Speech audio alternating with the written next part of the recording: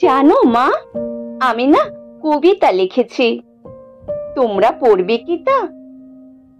মার কাছে গিয়ে খাতা মেলে ধরে ছোট্ট অপরাজিতা। রাগী চোখ মেলে মা তাকে বলেন, মাথা কি খারাপ হলো? ছাই পাশ সব না লিখে বরং অঙ্কের খাতা খোলো। মুখ ভার করে গুটি গুটি পায়ে গেল সে বাবার কাছে। কবিতা লিখেছি। ও বাবা, তোমার দেখার সময় আছে? মুখটি না তুলে বললেন বাবা, কবিতা লিখেছো? বেশ, পড়বো তো বটেই, আগে খবরের কাগজটা করি শেষ।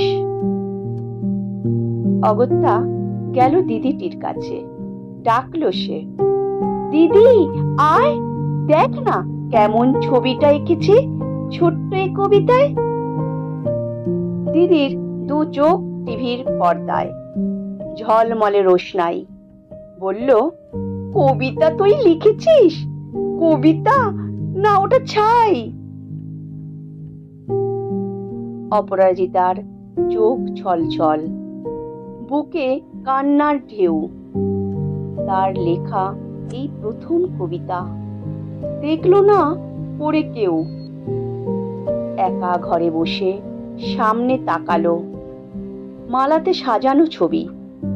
স্নিগ্ধ দু চোখে রয়েছেন চেয়ে সহজ পাঠের কবি। কবিতার খাতা মেলে সে ধরল, ঠোঁট দুটি থরথর। বলল, ঠাকুর, কেউ না পড়ুক, তুমি এ কবিতা পড়ো। কি জানি কি করে কি যে হয়ে গেল। এ কথার সাথে সাথে রবি ঠাকুরের মালা থেকে ফুল ঝরল সে খাতাটিতে। মনে হলো তার সামনে দাঁড়িয়ে বুঝি রবীন্দ্রনাথ, মাথার উপরে রাখলেন তার আদর মাখানো হাত।